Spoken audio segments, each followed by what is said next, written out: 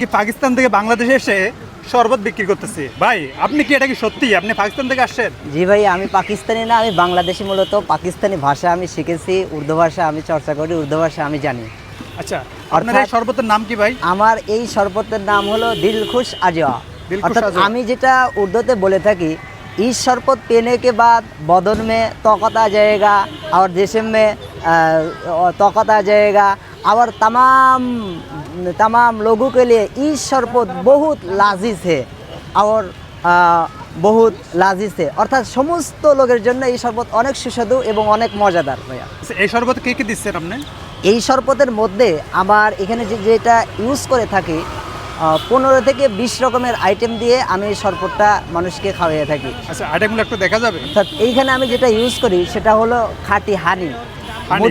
মধুর ব্যাপারেও হাদিসের মধ্যে আছে, কোরআনের মধ্যে আছে, অর্থাৎ দু চিজুস তামাম লোগোं के बीमारी के लिए शिफा है। অর্থাৎ দুইটা জিনিস সমস্ত রোগের ঔষধ। এক কোরআন হে, দোসরে খালেস হানি হে।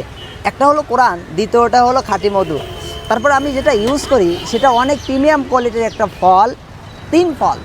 এই ফলের ভাই যেমন তেমন এটা ফল না, এটা কোরআনের ফল। তিন ওয়াজ জৈতুন, কোরআনের মধ্যে এই তিনের ফল এসেছে, আর এই তিনের অনেক উপকারিতা রয়েছে। তারপরে এইখানে আমি ওটস, কর্নফ্লেক্স ইউজ করে থাকি, যেটা অনেক প্রিমিয়াম কোয়ালিটির। তারপরে এই খেজুর আমি এখানে ইউজ করে থাকি, আজও আরও বিভিন্ন রকমের খেজুর এখানে থাকে। তারপরে কিশমিশ এইখানে ইউজ করে থাকি। আর এইটা যেটা দুধটা বাইরে আমি হোমমেড করে নিয়ে আসছি বাসায় থেকে, দুধ, মালাই, কিশমিশ, সাবুদানা, কাঠবাদাম। তারপরে স্পেশাল কোনটা?